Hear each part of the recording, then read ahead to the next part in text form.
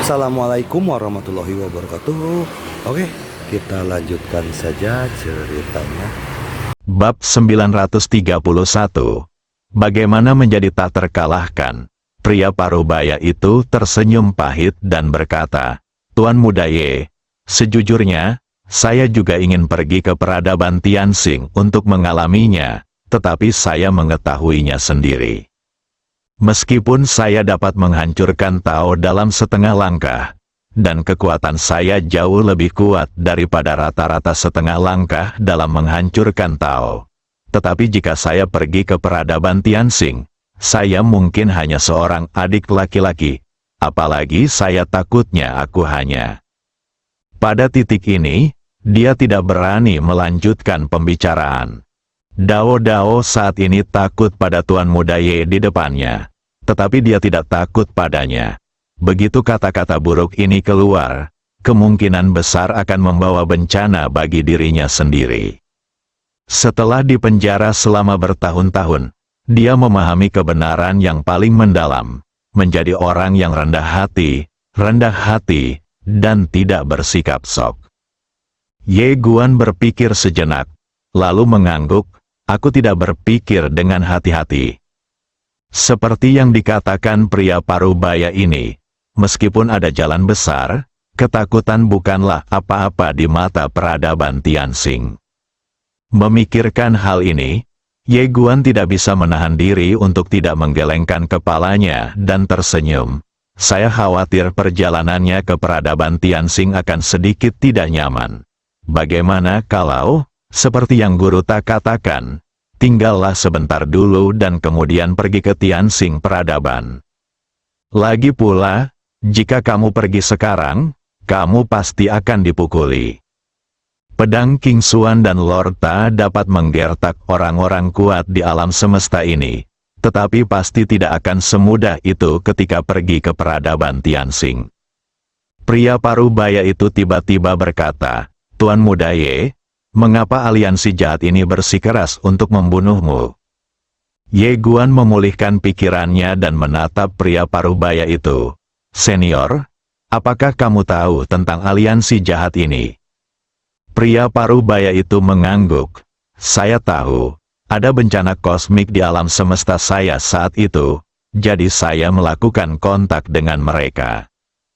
Ye Guan berkata dengan sungguh-sungguh, "Senior, apakah ada aliansi jahat di era itu?"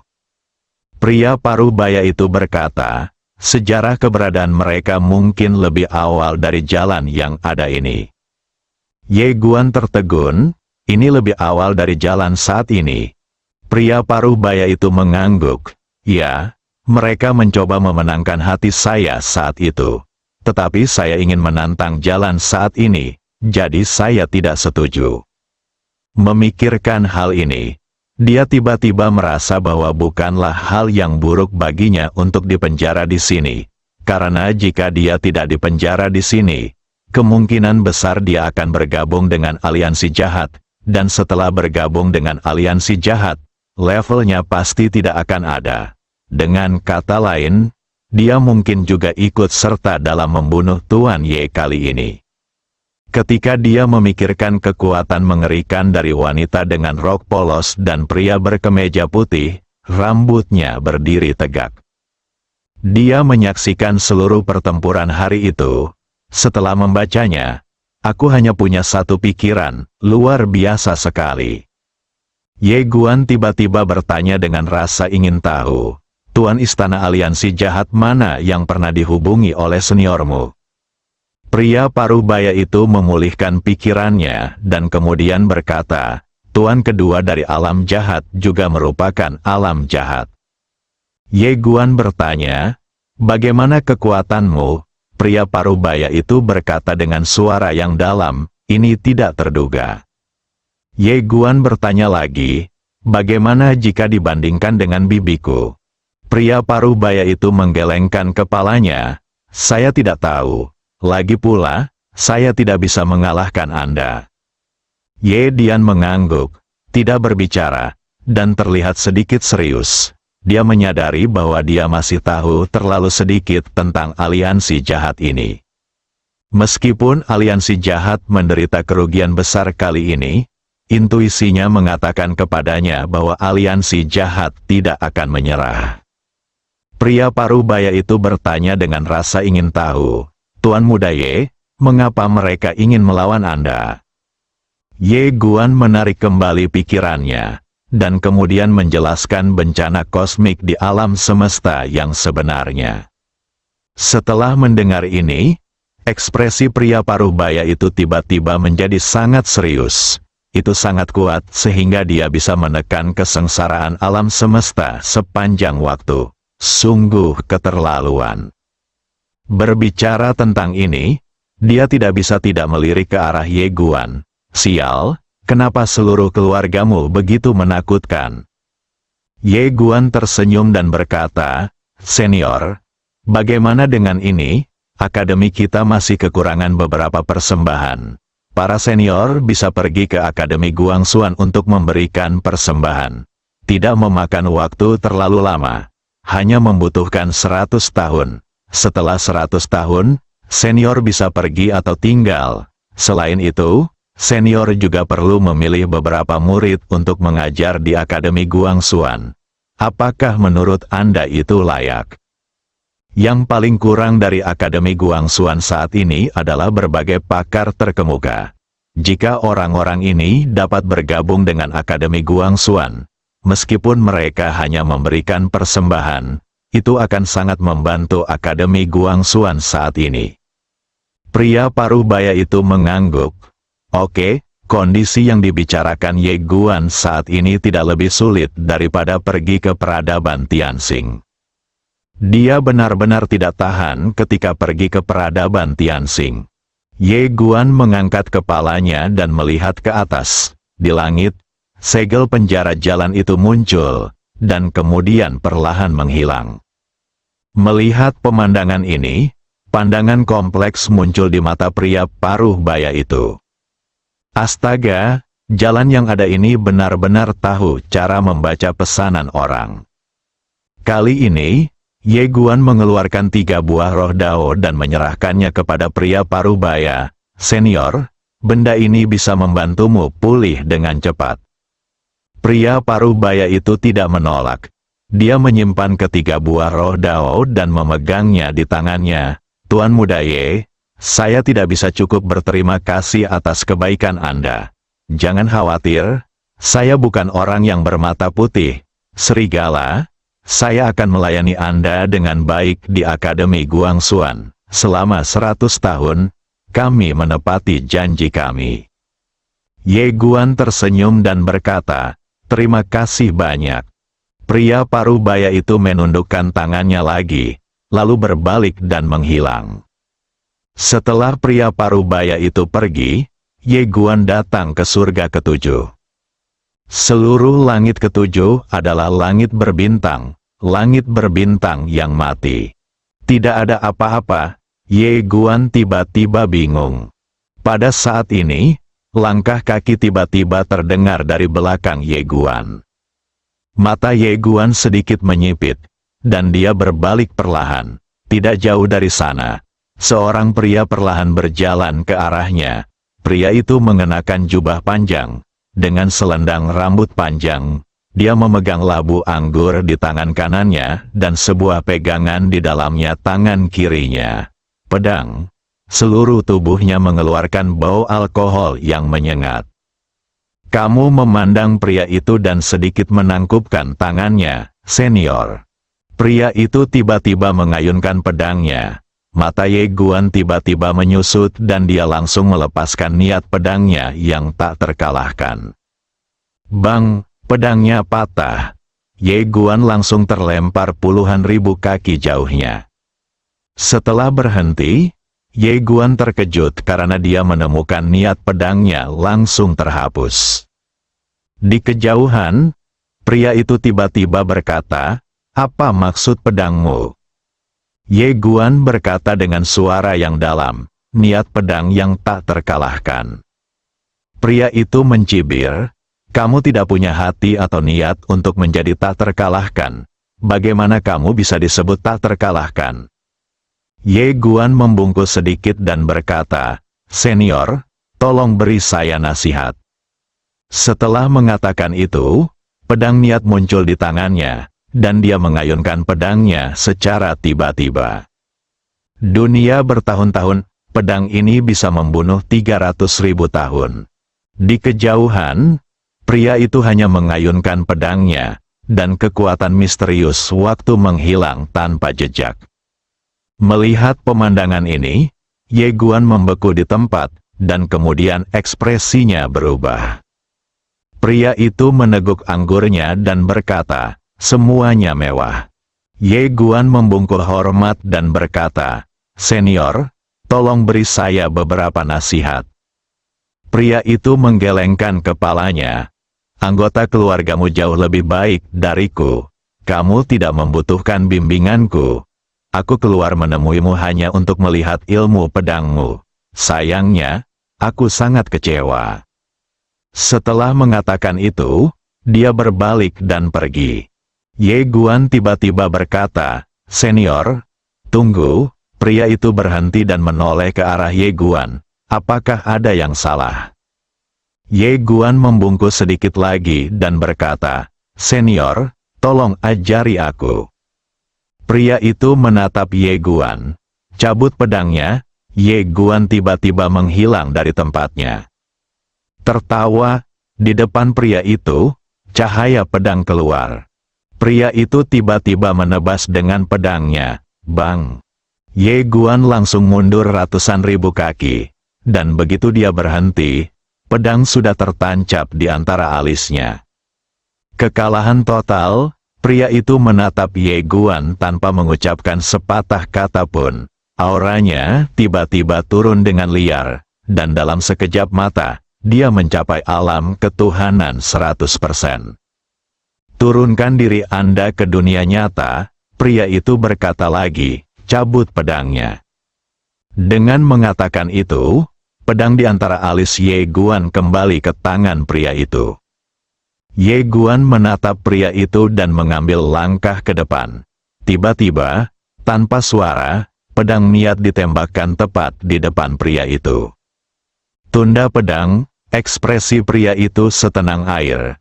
Dia hanya mengayunkan pedangnya dengan ringan, dan pedangnya hancur.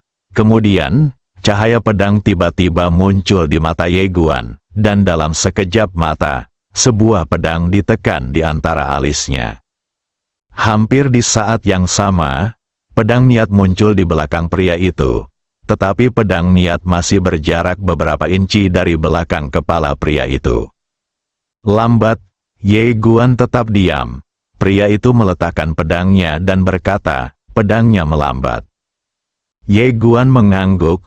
Pria itu bertanya lagi, "Tahukah Anda seberapa lambatnya?" Ye Guan ragu-ragu sejenak, lalu berkata, "Sedikit." Pria itu menggelengkan kepalanya, "Ini terlalu lambat 1000 mil." Ye Guan tercengang. Pria itu menyesap wine, lalu berkata, "Sepertinya kamu hanya sedikit lebih lambat. Tapi nyatanya pedangmu akan selalu menyakitiku. Kamu tidak bisa merasakan perbedaannya karena kekuatanmu saat ini masih jauh di belakang milikku. Jaraknya terlalu besar. Jadi Anda tidak bisa melihatnya." Setelah berbicara, dia melihat ke arah Ye Guan dan berkata, "Gunakan pedang terkuatmu." Ye Guan Dao, yang terkuat. Pria itu mengangguk. Ye Guan mengepalkan tangannya dengan keras. Boom booming. Kekuatan 2 garis keturunan tiba-tiba melonjak keluar dari tubuhnya.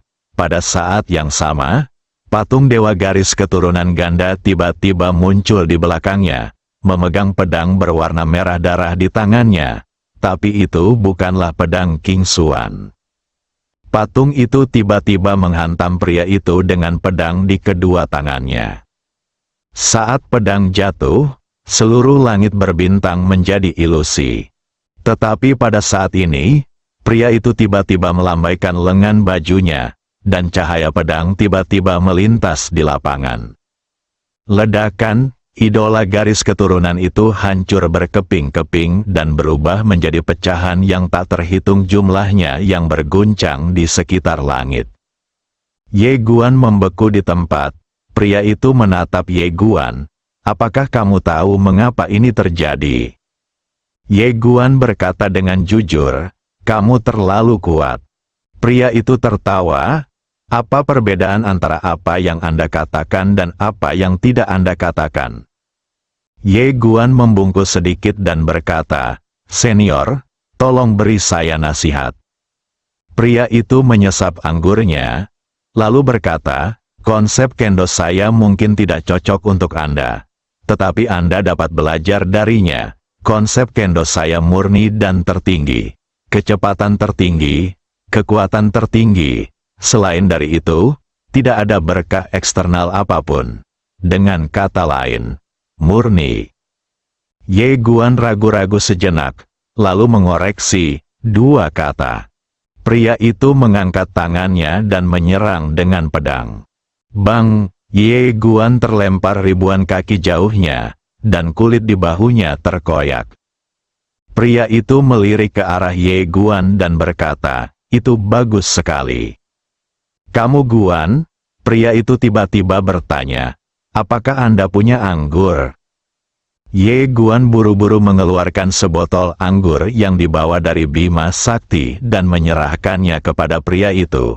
Anggur ini dibawa olehnya dari Bima Sakti. Dia belum pernah meminumnya Bima Sakti. Pria itu membuka botol dan menciumnya, lalu sedikit mengernyit, mengapa anggur ini berbau kecap? Babak 932. Aku menghancurkan seluruh klanku, rasa saus. Ye Guan tersenyum dan berkata, inilah ciri khas anggur ini. Senior, cobalah dan lihat bagaimana rasanya. Pria itu mengangguk, lalu menyesapnya. Setelah beberapa saat, dia tertawa dan berkata, meskipun ini anggur biasa, rasanya berbeda, oke. Ye Guan tersenyum dan berkata, Senior, tidak apa-apa jika kamu menyukainya. Pria itu meneguk minumannya, lalu melirik ke arah Ye Guan, lalu berkata, lepaskan niat pedangmu. Ye Guan buru-buru melepaskan niat pedang yang tak terkalahkan. Orang-orang itu saling menunjuk, cahaya pedang melintas. Bang! Niat pedang yang tak terkalahkan tiba-tiba hancur. Ekspresi Ye Guan serius. Dia memandang pria itu, yang berkata dengan tenang, tahukah kamu mengapa niat pedangmu begitu rapuh? Ye Guan berkata dengan sungguh-sungguh, saya terlalu lemah, senior terlalu kuat. Pria itu tersenyum dan berkata, kamu mengatakan omong kosong. Kamu Guan? Pria itu tiba-tiba membuka telapak tangannya, dan gumpalan pedang terbang keluar dari telapak tangannya, lalu mendatangi Ye Guan. Cobalah. Kamu melirik maksud pedangnya, lalu menghunus pedangnya dan menebas. Saya mencoba yang terbaik, Bang. Saat ledakan terdengar, cahaya pedang meletus, tapi niat pedang pria itu tidak rusak sama sekali. Melihat adegan ini, wajah Ye Guan menjadi gelap. Iman yang lemah. Pada saat ini, pria di kejauhan tiba-tiba berkata, latihan pedang Anda telah ditentukan, tetapi niat Anda tidak cukup kuat. Jika niat tidak kuat, niat pedang tidak cukup murni. Budidaya pedang kita memiliki 3 proses penting. Proses pertama ini tentang memilih pedang. Memilih pedang adalah tentang memilih pedang. Mengapa memilih pedang? Ini penting. Hanya ketika kita benar-benar mencintai dan menyukainya, kita akan memperjuangkannya sepanjang hidup kita. Setelah mengatakan ini, dia menyesap anggurnya, lalu melanjutkan, yang kedua adalah menetapkan niat. Apa itu niat? Sederhananya, menetapkan tujuan kendo. Niatnya mungkin besar atau kecil, tapi tidak bisa tampaknya. Jika tidak, itu akan seperti orang mati berjalan. Secara umum, sulit untuk mencapai apapun jika Anda hanya melakukan apa-apa. Saat dia mengatakan itu, Dia tiba-tiba melihat ke arah Ye Guan. Niatmu adalah menjadi tak terkalahkan dengan pedang. Tapi aku tidak merasakan niat pedangmu yang tak terkalahkan. Ye Guan terdiam. Pria itu melanjutkan, yang ketiga adalah keyakinan yang teguh. Perjalanan berlatih ilmu pedang itu berbahaya dan tidak dapat diprediksi. Kita tidak tahu berapa banyak bahaya dan musuh yang akan kita hadapi. Penyangkalan, oleh karena itu, keyakinan yang teguh tentu saja tidak begitu saja. Banyak orang yang tergerak oleh diri mereka sendiri dan tidak melakukan upaya apapun. Tetapi mereka terus menipu diri sendiri, berpikir bahwa mereka sangat pekerja keras dan pekerja keras. Setelah mengatakan ini, dia menggelengkan kepalanya. Saya telah melihat terlalu banyak orang seperti ini dalam hidup saya. Tidak menakutkan jika orang lain menipu Anda. Yang menakutkan adalah Anda menipu diri sendiri. Sedikit kerumitan muncul di mata Ye Guan. Niat pedang yang tak terkalahkan. Setelah bertahun-tahun, apakah saya masih mempunyai ambisi yang sama seperti sebelumnya? Saya pernah berkata di awal bahwa jika Anda tidak berlatih ilmu pedang, Anda tidak akan berguna. Tetapi jika Anda berlatih ilmu pedang, Anda tidak akan terkalahkan. Tanyakan pada diri Anda, sebenarnya ide ini semakin berkurang. Setelah keluar, saya melihat semakin banyak orang yang berkuasa, dan pemikiran tentang menjadi tak terkalahkan menjadi semakin berkurang. Memikirkan hal ini, Ye Guan tidak bisa menahan tawa pada dirinya sendiri. Faktanya, dia sering menipu dirinya sendiri. Keadaan pikiran ini benar-benar membutuhkan pertanyaan dan kesabaran sepanjang waktu. Pria itu melanjutkan, niat pedang Anda nyata, tetapi tidak berjiwa. Dengan kata lain, Anda tidak memiliki semangat yang tajam. Kaum muda harus energi dan bersemangat. Anda harus memiliki semangat kepahlawanan yang berani mengguncang dunia. Ye Guan berkata dengan sungguh-sungguh, keren, kamu seharusnya merasa kagum. Pria itu tersenyum dan berkata, apakah ini konflik? Ini bukan konflik. Semangat yang saya bicarakan tidak berarti Anda harus melakukan sesuatu tanpa berpikir. Itu berarti ketika Anda bertemu dengan orang yang tak terkalahkan, Anda harus pikirkan dalam hatimu. Meskipun aku tidak sebaik kamu sekarang, aku pasti akan melampauimu di masa depan. Kultivator pedang. Aku hanya harus berani berpikir dan bertindak. Ye Guan merenung. Pria itu melirik ke arah Ye Guan, lalu tersenyum dan berkata, masalah terbesarmu sebenarnya adalah keyakinanmu tidak cukup murni.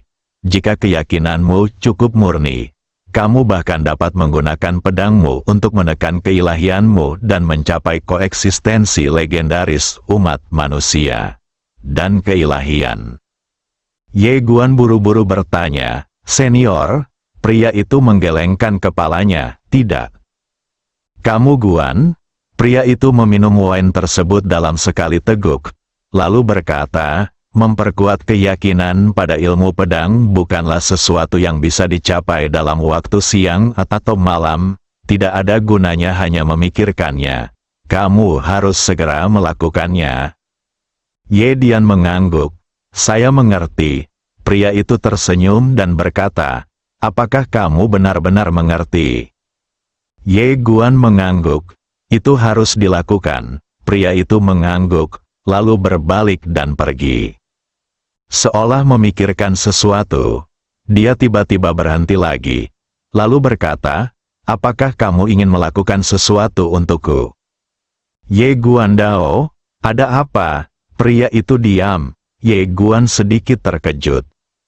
Pria itu tiba-tiba mengulurkan tangannya dan berkata, beri saya sebotol anggur lagi. Ye Guan mengeluarkan sebotol anggur dan menyerahkannya kepada pria itu. Pria itu membukanya dan meminumnya dalam satu tegukan.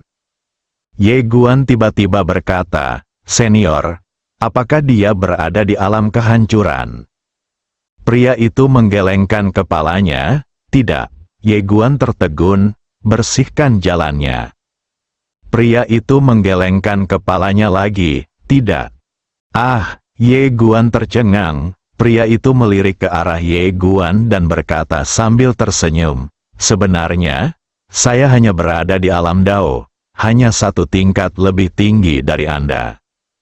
Ye Guan berkata dengan tidak percaya, bagaimana ini mungkin? Pria itu tertawa, apa yang tidak mungkin? Ye Guan tersenyum pahit.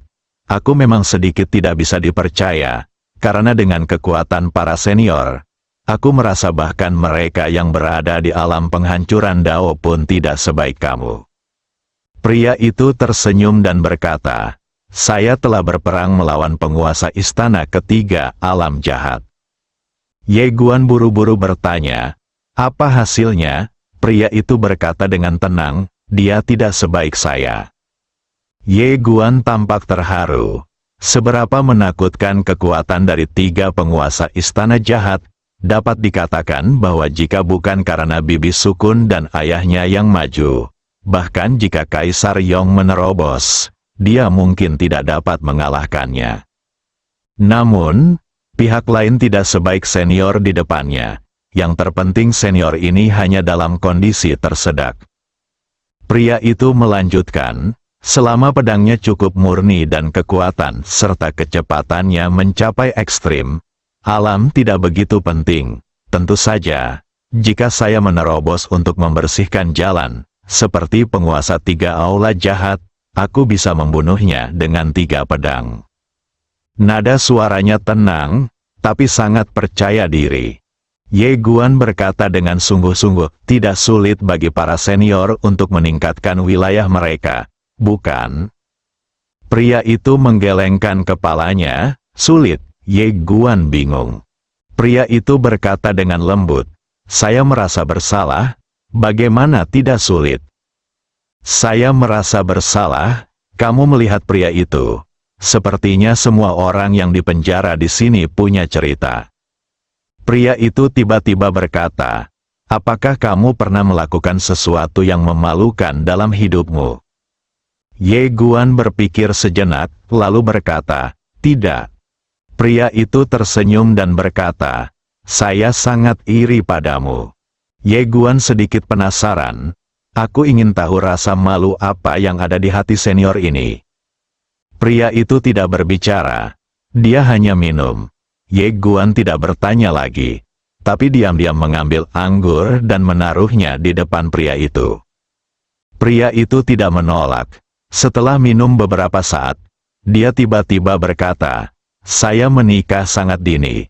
Orang yang saya nikahi adalah kekasih masa kecil saya. Tipe orang yang tumbuh bersama saya. Nanti, saya ingin maju. Jadi saya meminta teman-teman saya untuk pergi berlatih bersama. Kemudian, teman saya mendapat masalah besar. Untuk membantu teman saya melarikan diri, saya ditangkap oleh sebuah sekte dan dipenjara selama lebih dari 10 tahun. Sambil berbicara, dia menyesap anggur, lalu menambahkan, kemudian, ketika saya kembali ke keluarga, istri saya sudah memiliki anak. Ye Guan tercengang. Pria itu menambahkan, dia tidak mengkhianati saya, tetapi karena saya terlalu lama jauh dari rumah, semua orang mengira saya sudah mati, jadi dia ditemukan oleh saudara laki-laki saya, dan kemudian dia mengganggunya. Kamu melirik pria itu dan kemudian berkata, apa yang terjadi selanjutnya? Pria itu berkata dengan tenang, saya menghancurkan seluruh klan saya. Ye Guan tidak berkata apa-apa lagi. Laki-laki itu melanjutkan, saya orang yang sangat tradisional. Apalagi ketika saya masih dipengaruhi oleh Konfusianisme. Oleh karena itu, saya tidak mampu menghadapi istri saya. Saya tahu itu bukan salahnya, tetapi saya tidak bisa menghadapinya.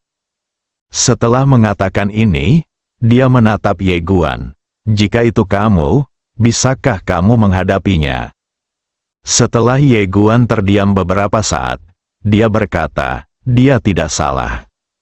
Pria itu mengangguk. Saya tahu dia tidak bersalah, itu salah saya, Saya seharusnya tidak menghilang begitu lama dan saya gagal melindunginya. Namun, saya masih terlalu muda saat itu dan saya tidak bisa mendapatkan atas rintangan di hatiku. Jadi, aku setelah menenangkan dia dan anak-anaknya, dia langsung pergi dan berkonsentrasi berlatih ilmu pedang, tanpa ada rasa khawatir di hatinya. Ye Guan sedikit bingung, lalu mengapa senior terbelenggu oleh masalah ini? Pria itu berkata, kamu tidak bisa lulus ujian di dalam hatimu. Ye Guan terdiam. Pria itu berkata dengan lembut, meskipun saya telah menenangkannya dan merawatnya, tetapi tahukah Anda apa yang paling menyakitkan di dunia ini? Ini bukan kata-kata kasar, melainkan ketidakpedulian. Dia dan saya tidak dapat dipisahkan. Kami berbicara tentang segalanya. Tapi kemudian, aku sangat menghormati dan sopan padanya. Sambil berbicara, dia perlahan menutup matanya.